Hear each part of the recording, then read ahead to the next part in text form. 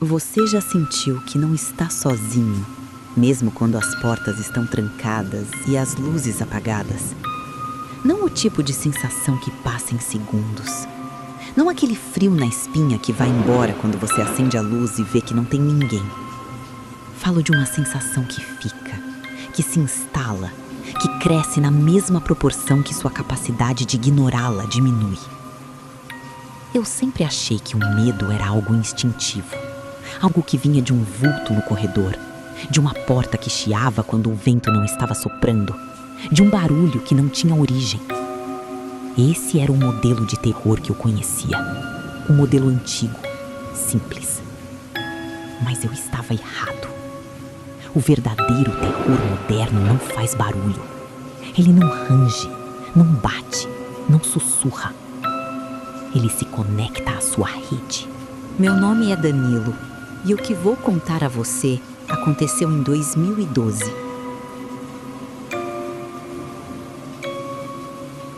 Tudo começou com uma notificação no meu celular às 3 da manhã. Não era alarme, não era mensagem de amigo ou e-mail de trabalho. Era uma notificação do meu sistema de segurança doméstica. Aquele tipo de aplicativo que você instala, configura uma vez e esquece que existe porque, na maior parte do tempo, não acontece nada digno de notificação. Desta vez, aconteceu. A mensagem era simples, técnica, fria, exatamente do tipo que esses sistemas geram. Novo dispositivo conectado à sua rede Wi-Fi. Observador. Fiquei olhando para a tela por alguns segundos sem entender completamente o que estava lendo. Novo dispositivo, conectado à minha rede, às 3 da manhã, com o nome Observador. Abri o aplicativo e fui até a lista de dispositivos conectados. Lá estava ele, Observador. E embaixo do nome, o endereço IP, final 0.0.0.1. Eu sou programador. Trabalho com redes há mais de 8 anos. E posso dizer com a precisão de quem entende do assunto. Aquele endereço não deveria ser tecnicamente possível em nenhuma configuração de rede doméstica normal. Era como encontrar um quarto a mais numa planta que você mesmo desenhou. Naquela noite, eu estava sozinho em casa. Ou pelo menos, era o que eu achava. Eu tinha acabado de me mudar para um loft antigo no centro da cidade. Daqueles imóveis que as construtoras chamam de revitalizados. O que na prática significa que tiraram a poeira de cima de algo que tinha parado no tempo e colocaram um preço novo por cima. Tijolos aparentes, teto alto de quase 4 metros, janelas industriais que deixavam entrar uma luz muito bonita durante o dia e um frio considerável durante a noite. O isolamento acústico era excelente. Não ouvia nada dos outros andares, nada da rua. O silêncio era uma das características que o corretor havia mencionado como vantagem. Eu sou programador, trabalho em casa. Então a primeira coisa que fiz ao me mudar foi montar a infraestrutura.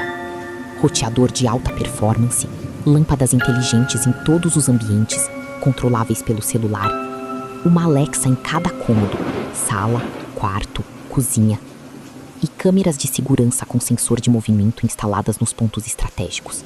Entrada, corredor interno, janela da sala. Nos primeiros dias, o silêncio era reconfortante. Eu acordava cedo, trabalhava bastante, dormia bem. O tipo de rotina que uma pessoa que mora sozinha consegue construir com eficiência quando não tem ninguém para negociar o espaço. Mas o silêncio de um lugar velho nunca é absoluto. Ele tem textura, tem camadas. Eu ouvia estalos ocasionais durante a noite. O tipo de som que prédios antigos fazem quando a temperatura muda. A madeira assentando, a estrutura respondendo ao próprio peso acumulado de décadas. Racionalizei cada um deles. Era o que qualquer pessoa razoável faria. E então, os dispositivos começaram a se comportar de forma estranha. Minha Alexa ativava sozinha no meio da noite. Não com uma pergunta, não com música, não com alarme. Apenas Apenas a luz do anel acendia.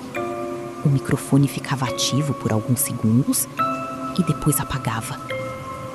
Como se ela tivesse ouvido alguma coisa e decidido não responder. Numa dessas noites, irritado, eu perguntei em voz alta: Alexa, o que você ouviu? Ela respondeu.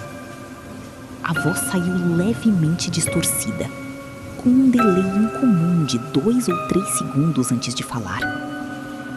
Eu ouvi ele respirando. Fiquei imóvel por um momento. Depois peguei o celular, abri o aplicativo de gerenciamento da Alexa e fui até o histórico de comandos. Não havia registro daquela resposta. Para o sistema, ela nunca tinha falado nada. 3 dias depois da primeira notificação, as coisas deixaram de ser digitais. Acordei numa manhã comum, fui até a cozinha, coloquei água para ferver e foi então que vi. Em cima da bancada de granito, exatamente no lugar onde eu sempre deixo minhas chaves quando chego em casa, havia um fio de cabelo. Longo, escuro, fino. Eu sou calvo há 10 anos. Não por escolha estética, por genética. Não tenho cabelo longo, não tenho cabelo escuro, não tenho cabelo de espécie alguma para deixar cair sobre uma bancada. Fiquei olhando para aquele fio por mais tempo do que deveria ser necessário para alguém decidir o que fazer. Guardei em um saquinho plástico. Não sei porquê. Instinto, talvez. Naquela tarde, fiz o que qualquer programador faria. Tentei rastrear o dispositivo observador pelo meu computador. Escrevi um script simples de escaneamento de rede, deixei rodar e fui acompanhando a força do sinal enquanto caminhava pelo apartamento com o laptop aberto na mão. A força do sinal variava. Aumentava em alguns pontos, diminuía em outros. Era um padrão consistente com uma fonte física dentro do imóvel, não algo externo, não o apartamento do vizinho, não a rua lá embaixo. Dentro do meu apartamento. Andei devagar pelo corredor. Entrei no quarto. Me aproximei do guarda-roupa embutido que ocupava toda a parede lateral. Aquele tipo de armário que faz parte da construção, não um móvel que você compra e instala, mas algo que o prédio incorporou como parte da estrutura desde o início. Quando cheguei a menos de 1000 metros do armário, o indicador de sinal no meu script atingiu 100%. A fonte do sinal estava dentro do armário. Abri as portas. Afastei as roupas penduradas. Não havia nada de imediato. Apenas o fundo de madeira escura, liso, sem irregularidade à parede. Bati com os nós dos dedos na madeira do fundo. O som não foi o que se espera de algo sólido. Não foi o som compacto de concreto ou tijolo atrás de um painel.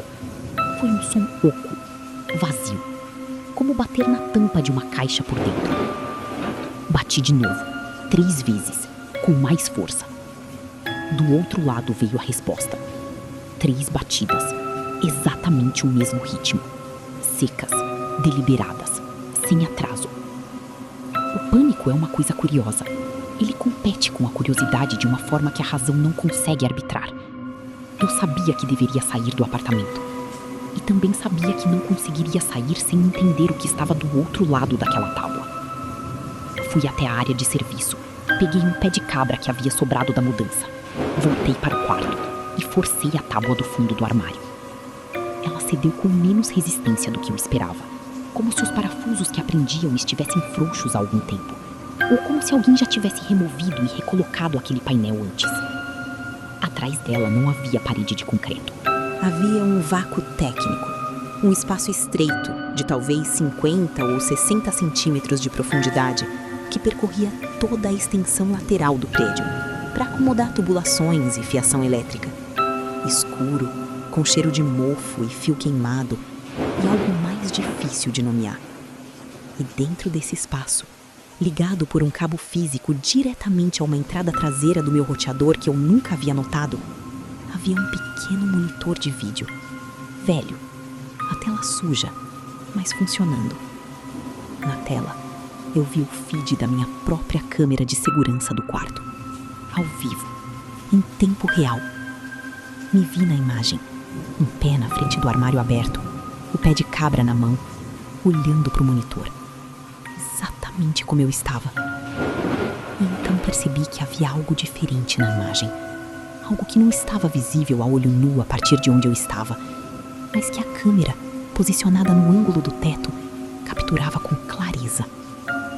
No espelho do quarto, refletido ao fundo da imagem da câmera, havia uma figura, pálida, parada, com os dedos longos e finos apoiados na borda interna do painel que eu acabara de remover, começando a sair. Não olhei para trás. Não parei para pensar, para confirmar, para racionalizar. Fechei o laptop. Saí do quarto caminhando rápido o suficiente para ser fuga sem ser corrida. Peguei as chaves do carro que estavam sobre a bancada da cozinha, ao lado de onde o fio de cabelo havia estado. E saí do apartamento sem trancar a porta porque as mãos não obedeceram o suficiente para isso. Passei a noite num hotel perto da rodoviária. Não dormi. Fiquei sentado na cama com as luzes todas acesas e o celular na mão, olhando para a tela sem olhar para nada. No dia seguinte, voltei com 2 policiais. Não encontraram ninguém. O monitor havia sumido. O cabo que eu havia visto conectado ao roteador não estava mais lá. A tábua do fundo do armário estava pregada de volta, com os parafusos no lugar, sem nenhuma marca visível de arrombamento. Como se nunca tivesse sido mexida. Como se eu tivesse inventado cada detalhe do que havia visto. Os policiais me olharam com aquele olhar. Você sabe qual olhar. Assinei o distrato do imóvel no mesmo dia. Paguei a multa sem negociar. Antes de cancelar definitivamente o acesso ao roteador, por um impulso que ainda não sei explicar completamente, abri o log do sistema pela última vez. Havia uma mensagem de texto armazenada no cache, enviada pelo dispositivo observador, sem destinatário, sem horário registrado. Obrigado por me deixar entrar. Suas luzes são ótimas, mas o seu sono é ainda melhor. Hoje moro numa casa térrea, no subúrbio, sem automação nenhuma, sem Wi-Fi, sem lâmpadas inteligentes, sem assistente de voz em nenhum cômodo. Uso cabos para tudo. Desligo o roteador quando não estou usando. Durmo com uma luz acesa no corredor. Não por medo do escuro, mas porque aprendi que o escuro não é o problema. O problema é o que usa o escuro como cobertura. E você, que está assistindo a esse vídeo agora, olhe para o seu roteador. Observe as luzes. Veja se alguma delas está piscando rápido demais, de forma irregular, fora do padrão que você reconhece. Abra o aplicativo do seu sistema de rede e olhe a lista de dispositivos conectados. Leia cada nome com atenção. Às vezes, o invasor não quer roubar sua televisão, não quer acessar sua conta bancária, não quer seus dados nem seus arquivos. Ele quer apenas um lugar para ficar.